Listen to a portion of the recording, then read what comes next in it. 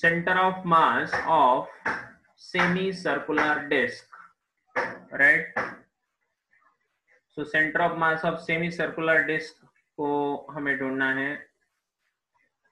तो क्या किया हमने, ये सेमी सर्कुलर डिस्क है, ये ब्लैक वाला,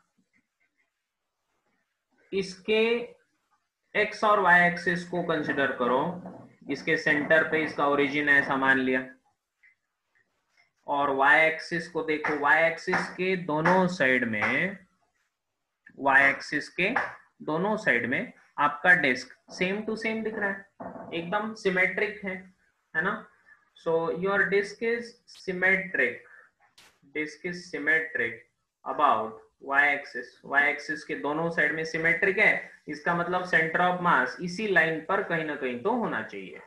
इसलिए हमने लिखा कि भाई इसका जो सेंटर ऑफ मास है वो वाई एक्सिस पर कहीं ना कहीं होना चाहिए, तो उसका एक्स कॉम जो आएगा वो 0 आएगा। क्यों? क्योंकि एक्स एक्सिस के ऊपर डिस्टेंस 0, मतलब वाई एक्सिस हो गया, ठीक है। उसके बाद फिर हमने बोला कि भाई इसका मास है m, mass of the disc, और r इसका रेडियस है, ठीक है। m इसका मास है, r इसका रेडियस है। और फिर अब एलिमेंट ढूंढना है। अब एलिमेंट ढूंढने के लिए dm जो एलिमेंट हमेशा हम ढूंढते हैं, तो ये dm एलिमेंट जो छोटा मास हम कहते हैं इसको, तो नन्ना मुन्ना मास, वो कंसिडर करने के लिए एलिमेंट का शेप कैसे होना चाहिए, तो यहां पर हमने एक थिन रिंग को एक एलिमेंट मान लिया। अब आप बोलोगे सर एलिमेंट को कैसे कंसिडर करना है, एलिमेंट किस केस में कैसा एलिमेंट ले, ये हम डिसाइड कैसे करें आखिर, है ना। तो ये डिसाइड होता है कि ये एलिमेंट कुछ इस तरह होना चाहिए कि उसको अगर पूरे बॉडी के ऊपर घुमाया जाए तो इंटीग्रेशन की प्रोसेस में वो आ सकता है ना, वो आना चाहिए इंटीग्रेशन की प्रोसेस में, और उसके साथ साथ वो पूरे बॉडी को कवर करना चाहिए, ठीक है, उसने पूरे बॉडी को कवर करना चाहिए। तो इसीलिए element is chosen such that it can be moved over a complete body, ठीक है। और इस एलिमेंटल रिंग को हमने कंसिडर कर लिया, तो ये जो वाइट पोर्शन दिख रहा है it is a thin ring, semi circular ring. तो ये semi circular ring is considered as a element. इसका मास है dm, इसका थिकनेस है dy, इसका थिकनेस कितना dy, ये थिकनेस है इसका व्हाइट पोर्शन वाला, और इसका जो रेडियस है वो रेडियस है y, ठीक है। इसका रेडियस कितना कंसिडर कर लिया हमने, y, एग्रीड। अब हमें ये जो फॉर्मूला हमने पढ़ा है पहले y कॉम का, वो है integration dmy upon integration dm। क्या है formula, integration dmy upon dm, लेकिन y की जगह मैंने लिखा y डैश कॉम। अब ये y डैश कॉम क्या है, ये इंटरेस्टिंग है कि हमने dm को डिस्क्रीट मास माना है ना। dm क्या होता है, dm एक पॉइंट मास होना चाहिए, ठीक है, dm एक पॉइंट मास होना चाहिए। लेकिन यहाँ पर हमने जो एलिमेंट कंसिडर किया, ये पूरा रिंग जो dm मान रहे हैं, तो क्या ये पॉइंट मास है, नहीं है। तो फिर उसको पॉइंट मास कैसे कंसिडर करें, तो उसका जो सेंटर ऑफ मास है वो उसके पूरे बॉडी के वजन को रिप्रेजेंट करता है, और इसीलिए उसके सेंटर ऑफ मास को, जहां ये जो दिखाया है सेंटर ऑफ मास, तो इस रिंग का सेंटर ऑफ मास इसका dm वाला पॉइंट है ऐसा मान लेते। तो हम ऐसा कंसिडर करेंगे कि dm उसके सेंटर ऑफ मास पे रखा हुआ है। ये जो dm मास है इस रिंग का, ये पूरा पूरा mass it is as if concentrated at its centre of mass, ठीक है। तो उसके सेंटर ऑफ मास पे वो कॉन्सेंट्रेटेड होता है, इसलिए dm point y com dash इतने दूरी पर रखा हुआ है ऐसा मान लेंगे हम, एग्रीड। अपॉन इंटीग्रेशन dm मतलब है मास ऑफ एलिमेंटल रिंग, और y डैश कॉम जो यहाँ पर ये कंसिडर किया, ये कौन है, डिस्टेंस किसका, centre of mass of the elemental ring. Elemental ring के सेंटर ऑफ मास का डिस्टेंस है, y कॉम डैश।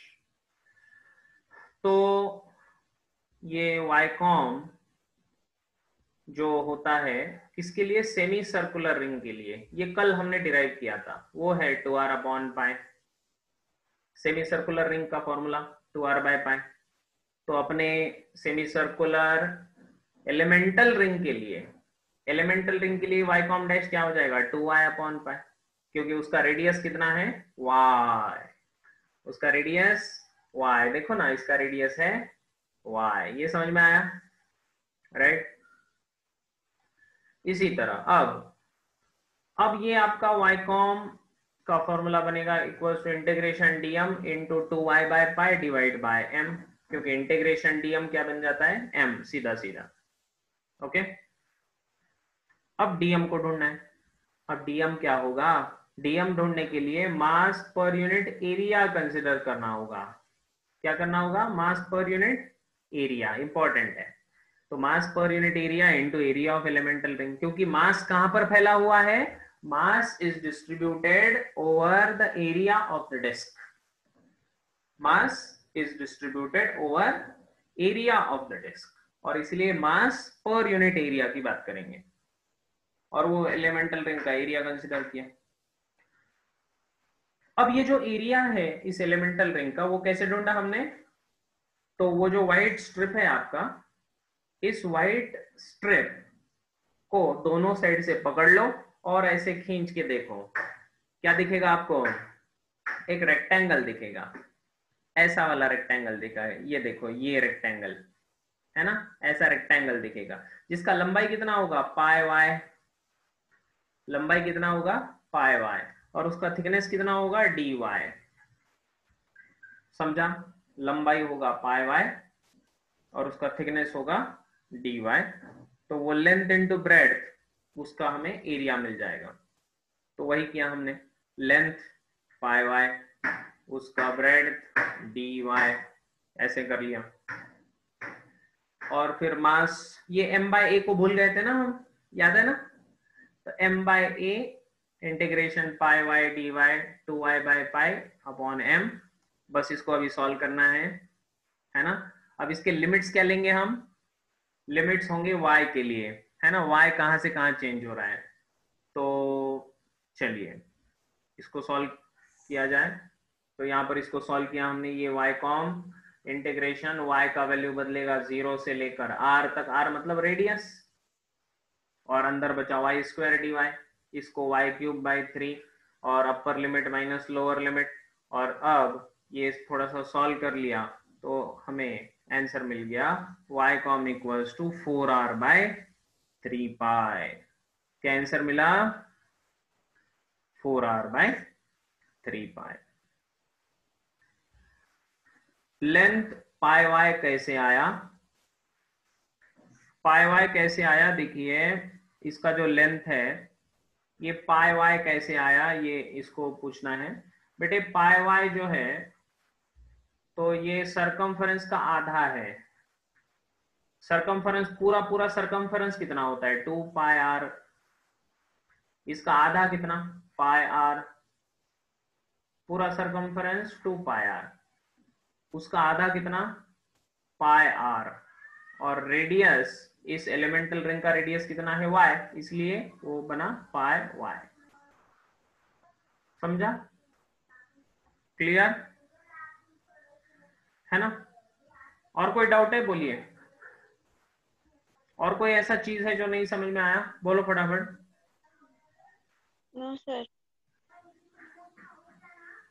तो अब से याद रखो, डिस्क के लिए, सेमी सर्कुलर डिस्क अगर है तो उसका जो y कॉम होगा वो होगा 4r divide by 3 pi, 4r divide by 3 पाई, इस तरह से। Okay, so this is the way we find the center of mass of a disk.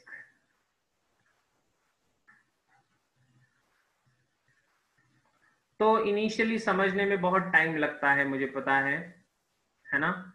Initially इसको समझने में थोड़ा टाइम लगता तो है, लेकिन एक बार अगर ये प्रोसेस समझ में आ जाए कि इसको कैसे करना है, तो फिर ये बहुत इंटरेस्टिंग लगने लग जाएगा आपको।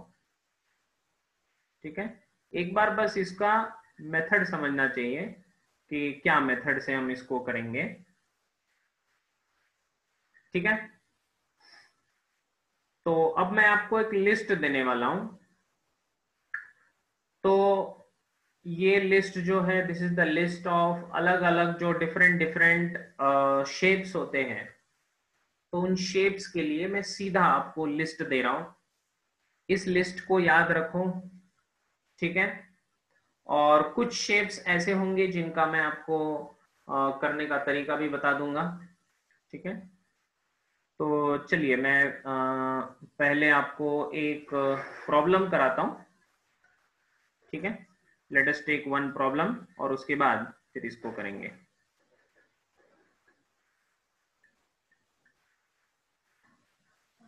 तो आइए ध्यान दीजिए, सी दिस प्रॉब्लम।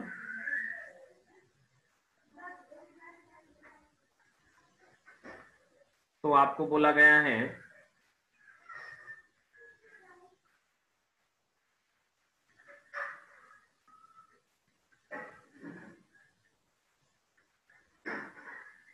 ये एक छतरी दिया हुआ है,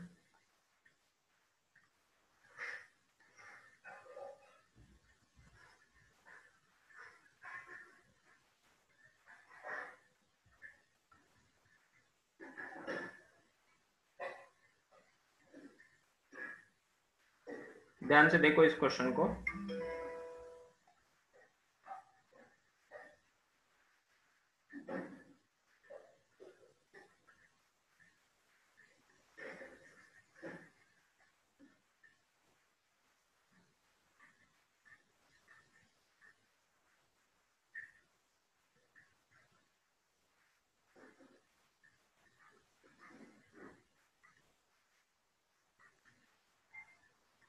तो ये एक अम्ब्रेला है बेटे, there is an umbrella.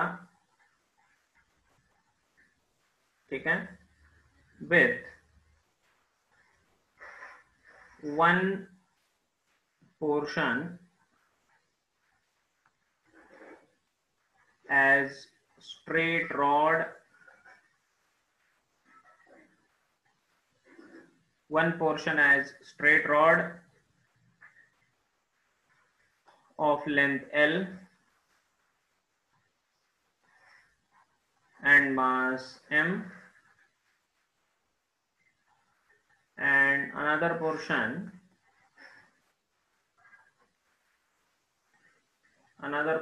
as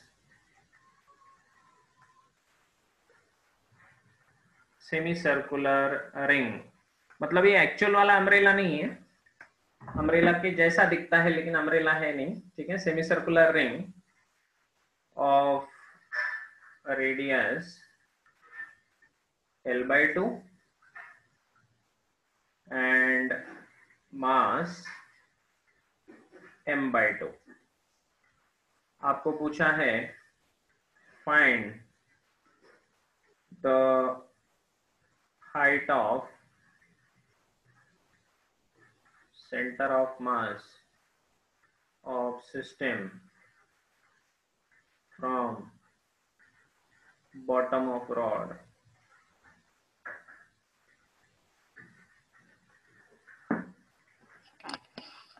सब लोग ध्यान दें किस तरह का क्वेश्चन है। देखिए, देयर इज अम्ब्रेला, अम्ब्रेला मतलब एक अम्ब्रेला के जैसा पोर्शन दिखता है एज अ स्ट्रेट रॉड एक है।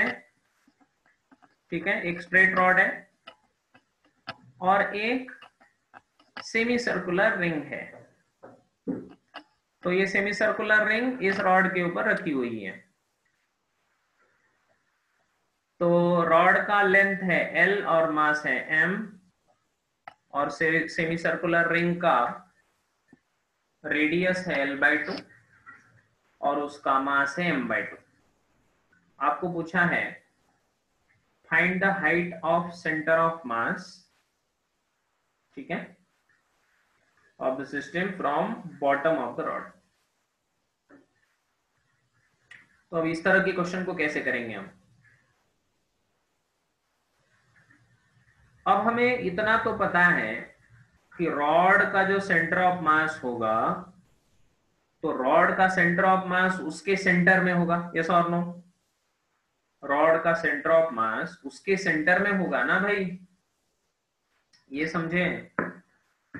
तो चलिए, रॉड का सेंटर ऑफ मास उसके सेंटर में, और जो सेमी सर्कुलर रिंग है उसका सेंटर ऑफ मास इसके बेस से 2r/π इतनी दूरी पर, जो हमने ढूंढा है।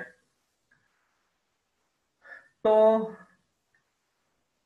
इसको सॉल्व करने का तरीका ऐसा है, देखिए।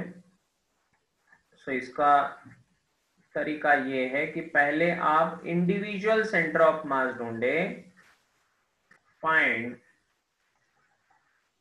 The centre of mass of different portions individually,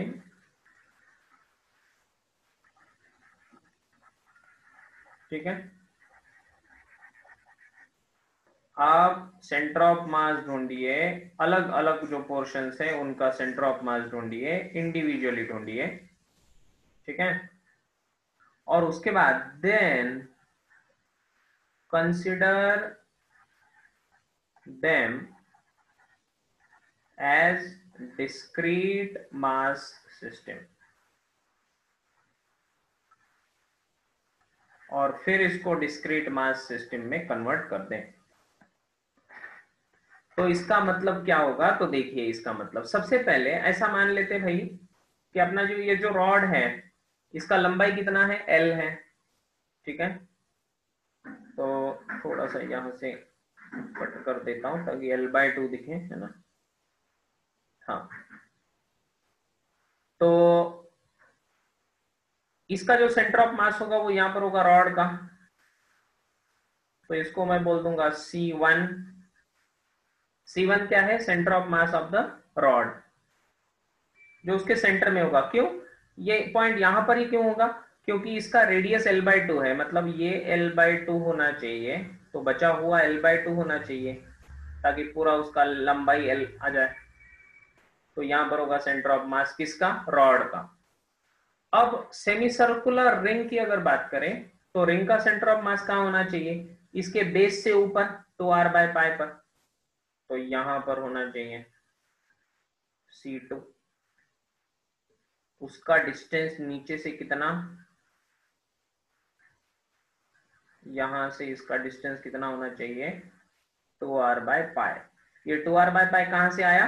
ये हमने याद करके रखा है। कहां से? सेमी सर्कुलर रिंग से। अरे समझ में आ रहा है कि नहीं आ रहा है? कुछ तो बोलो। हाँ सर। आ रहा है ना समझ में? हाँ सर। तो हमने क्या किया? हमने आगे इसको बोल दिया कि भाई पहले हम इंडिविजुअली सेंटर ऑफ मास ढूंढेंगे C1 और C2। तो ये C1 और C2 दोनों इंडिविजुअल सेंटर ऑफ मास आ गए। अब ऐसा कंसिडर करना है कि वहां पर दो मासेस रखे हुए, क्योंकि सेंटर ऑफ मास का क्या डेफिनेशन है?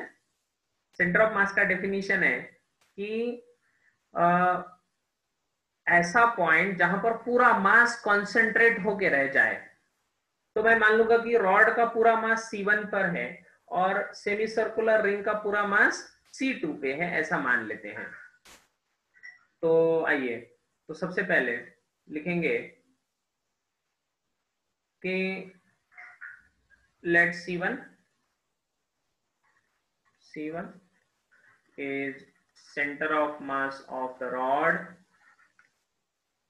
and C2 is center of mass of ring। तो अब ये डिस्क्रीट में कन्वर्ट हो गया। नाउ अब हम ऐसा कह सकते हैं कि एक जगह पर है C1 और उसका पूरा मास वहां पर कॉन्सेंट्रेटेड है, तो इसका रॉड का मास कितना? M। तो मैं बोल दूंगा इसका मास है M। और यहां से ऊपर कुछ दूरी पर है C2, जिसका मास कितना होगा, रिंग का मास कितना है बेटे, m/2। और दोनों के बीच में दूरी कितना है, दोनों के बीच में दूरी है, ये रहा दूरी दोनों के बीच में 2r/π, ठीक है, 2r/π। लेकिन r कितना है, ये दोनों के बीच का 2r/π, लेकिन यहाँ पर रेडियस कितना दिया है, l/2, तो लिखेंगे ये डिस्टेंस। तो बस अब ये डिस्क्रीट में कन्वर्ट हो गया, m1x1 प्लस m2x2, सिंपल। तो अगर ये y एक्सिस है, अगर ऐसा हमने मान लिया, ये है y एक्सिस, ये है x एक्सिस, ये है आपका x एक्सिस, तो हम लिखेंगे ये 2r/π को क्या लिखेंगे, 2r/π, तो ये बनेगा this is equals to r की जगह पर l/2, 2 कैंसल, ये आया l/π। तो लिखेंगे y COM equals to m1y1 plus m2y2 upon m1 plus m2। इसको तो पहले पढ़ा है हमने, बहुत आसान नहीं है। तो ये बन जाएगा m1, इसका m1 कितना है m, उसका y1 कितना 0, प्लस y2 मतलब m2 कितना है m/2, उसका y कॉम कितना, ओरिजिन से ऊपर कितना 2r/π, 2r/π मतलब कितना l/π, और ये डिवाइड होगा किससे, m1 प्लस m2, तो m1 प्लस m2 मतलब m प्लस m/2।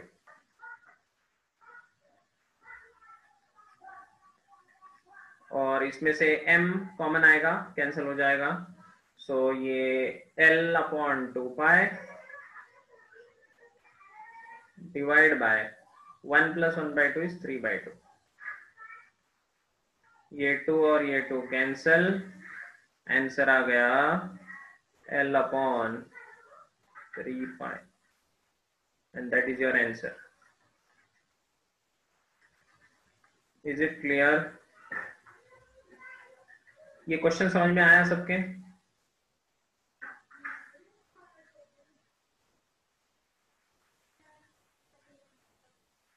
हाँ सर।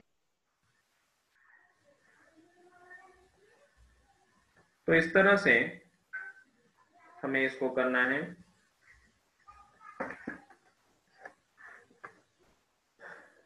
तो आज हम यहीं रुक जाएंगे और कल कंटिन्यू करेंगे। मैं आपको आज कुछ क्वेश्चंस भेज रहा हूं, उन क्वेश्चंस को अगर आप सॉल्व करें तो बहुत बढ़िया होगा, बहुत बढ़िया होगा, ठीक है। तो क्वेश्चंस को सॉल्व करें। मेरे क्वेश्चंस इतने ल्यूसिड है, इतना अच्छे से अरेंज्ड है कि आपको सॉल्व करने में मजा आएगा। तो अभी मैं ग्रुप पे भेज रहा हूं, तो आप लोग इसको देख लो, ठीक है।